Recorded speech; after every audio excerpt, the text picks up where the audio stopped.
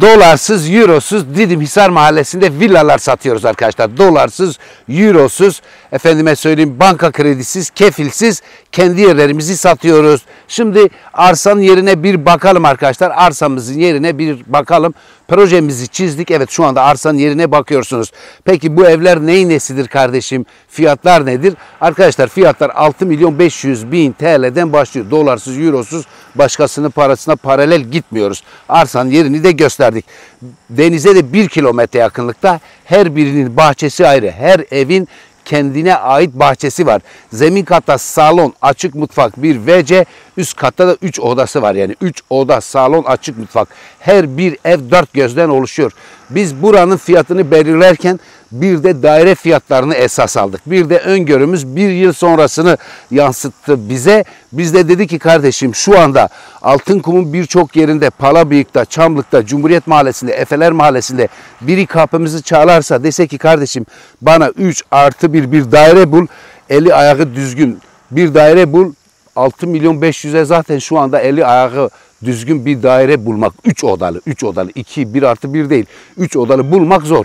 Biz de dedik kardeşim, dövizsiz, işte kefilsiz, bankasız, başka bir şeysiz biz 6,5 diyelim, hem de 1 yıl ödeme planı. Peki ödeme nasıl olacak?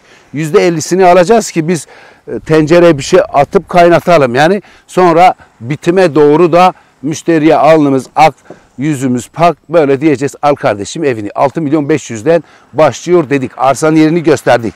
Peki daha fazla bilgi alabilir miyim diyen arkadaşlar olacak. Tabii ki bilgi alırsınız. Numaram var. Arayın, WhatsApp ücretsizdir, size bilgi vereyim. Kanaatimce uzaktan davulun sesi hoş gelir, nahoş gelir. Kendiniz gelin, yerinde görün. Teşbih de yapmaya çalıştım. Yani dedim ki bahçeli, girişleri ayrı, her ne kadar bitişik nizam bir ev olmuş olsa da, 6 tane ev, girişleri ayrı. Bunlara villa, işte daire, dübleks ne derseniz deyin, ama bir kere bir apartman dairesinden kat kat güzel değil mi? En azından bahçeniz var, en azından 3 odası var, en azından denize yakın, en azından bu doğal güzellikler içinde ve en azından ödeme planı var arkadaşlar. Ödeme planı var. İşte biz dövize de bağlamıyoruz. İşte git bilmem hangi bankadan böyle bir şey getir demiyoruz. O vesileyle 6 tanedir. Zaten çok fazla da yok burada.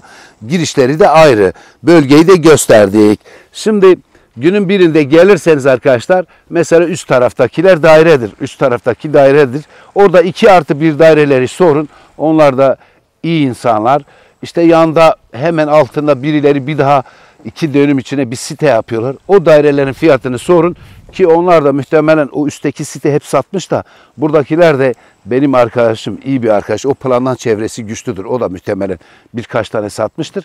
Gelirseniz o dairelerin fiyatına bakın. Sonra da işte villaların fiyatına bakın. Mesela buradaki yapılaşmaları da görün arkadaşlar. Buradaki yapılaşmaları da görün. Bizim evlerin metrekaresi nedir? Arkadaşlar şimdi 6 tane ev, her biri ancak 100 metrekare topluyor. Net alanı 100 metrekare topluyor. Yani genelde insanlar bir şey tanıtınca hani çok fazla söylerler ya. Mesela biri bir Çin arabası satar, der ki menzili 500 kilometre. Hiç ilgisi yok. Yani bence yani biraz fazla mı uzattık? Kimseyle bir işimiz yok. Ya biniyorsun, ben Çin arabası dedim ya başka bir araba. İsimlendirmeyince hukuki olarak zan altında kalmam. Yani biri 500 kilometre menzil diyor, bakıyorsun 150'de bitti elektriği. Şimdi bu bütün sektörlerde öyledir.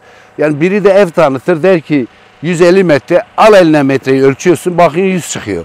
O yüzden 100'dür bu. Yani biz 150 demeyi biliriz. Biz 150 demeyi biliriz ama biri bana 150 dese, sonra 100 çıkarsa, sonra şahsiyelerim karışır ya, kendimden bildiğim için. O yüzden 100 metredir arkadaşlar. 150 melli olmaz. 150 metre çok büyük bir metrekaredir. Didim Efeler Mahallesi'nde 29 milyon, 30 milyona tanıttığım evlerin net metrekaresi 150'dir. Hatta Kuşadası'nda, Didim'de, başka yerde ev tanıtınca da metrekareyi doğru söyleyince ortaya atıyorum, isimlendirmiyorum. 100 ise biri diyor ki 150. Geçen bir adamın evini tanıttık, bir bey. Bir beyin evini tanıttık. Ev vallahi denize 1200 metre. Ben de diyorum ki bir var mı diyorum. Diyor 500'dür diyor. Ya kardeşim şimdi adamın evi.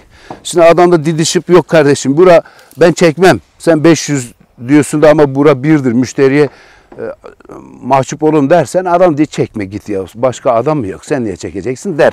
Bunları bilin. Yani Kur'an harfi değil. Yani bu çok laf yalansız, çok mal haramsız olmaz. O yüzden gelin gözünüzle görün. Yani biz de öyle çevreyi gösterdik. Tatlı şirin bir ev var. Bence o tatlı şirin ev bütün rezidanslarda gökdelenlerden daha değerlidir. Ama biz o tatlı evin hemen bu tarafında inşaat yapacağız. Bu zeytinlerin diğer tarafında biri daha yaptı. Yani Miras 7 destanı var ya, bunca emek, çanak çömlek nice oldu. Ey komşular gelin şerri duymaya, köy kadısı kambur felek nice oldu. Seneye gelince ne köy kadısı ne kambur felek kalmayacak burada. Her taraf böyle yine apartman, yine bir şey olacak. Yani binalar olacak. Biz yapmasak gücümüz ancak bize yeter. Başkası yapacak. O yüzden şimdi yorum diye bu doğayı bozuyorsunuz. Valla yani ben bozmadım. Arsayı biri sattı, biz de aldık. Biz yapmasak başkası yapacak. Değil mi Can? Can kaç dakikadır? 6 dakika. Sevgili arkadaşlar bakın bu siteyi göstersene yukarıda, şişman siteyi. O şişman sitenin hemen diğer tarafı denizdir. Ben elimdeki mobil cihaz ile ölçtüm. 1 kilometre denize ayağını atacağın gibi. Bu yapay zeka işte ölçüyor. Yani burada kuş uçuşu diyebiliriz ki labirent de yok. Gerçekten de denize o yakınlıkta. İleride bu çatıların diğer tarafında marketler var. Sonra diğer tarafında cadde var. İşte yol nedir? Yol o güzel site. O da muhtemelen taksitli satmıştı o arkadaş. O güzel sitenin önünde bu evin buraya kadar yol var. Biz de inşaat yapınca böyle yerden çıkacak ya. Yerden çıkacak. Oraya makinede işte düzeltecek. Biz de mıcır dökeceğiz. Beton yapacağız. Bilmem ne yapacağız. Yolda öyle çözümledik. Buralarda satıldı. Bak bu taraftakiler de şimdi kimse taksitli vermiyor bu paraları. 6.500.000'e de yani kendim ettim, kendim buldum gibi olacak ama ben hesabımı yaptım.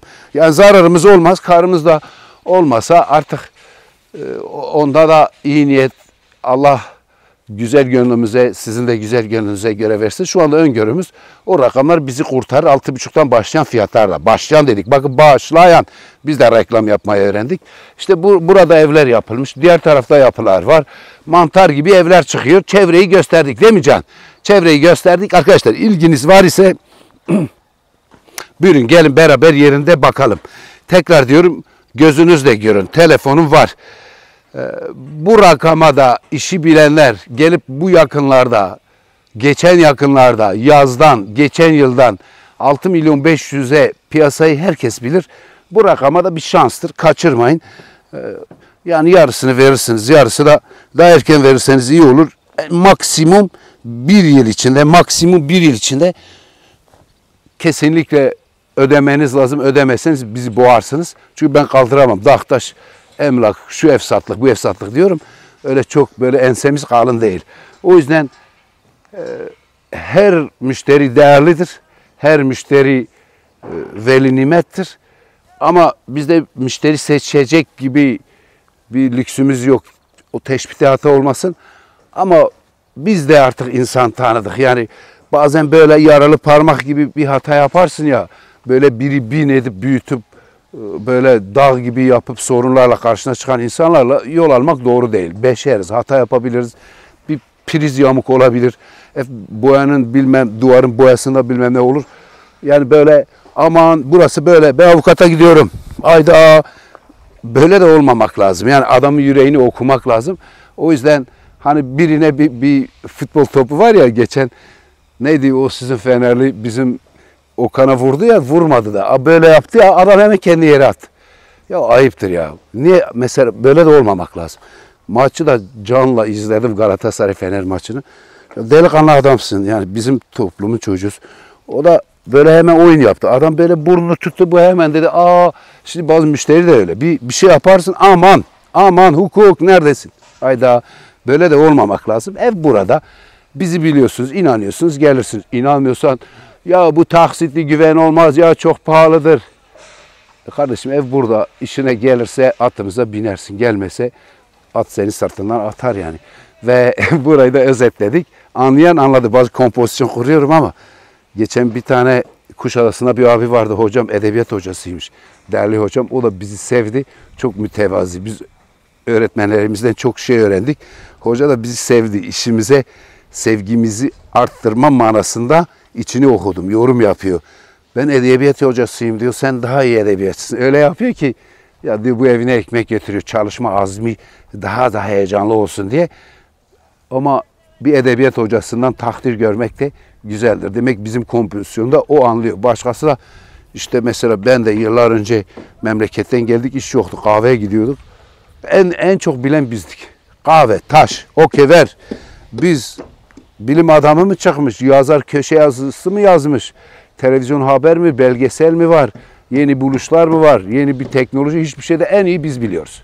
Kimse bilmiyordu. O kafa da tehlikeli. O yüzden bizim için de bilgiye muhtaç, böyle geleceğine aşık, gelecek öngörüsü pozitif olan, sevgi üzerine böyle teması oluşan insanlarla yol almak dileğimizdir.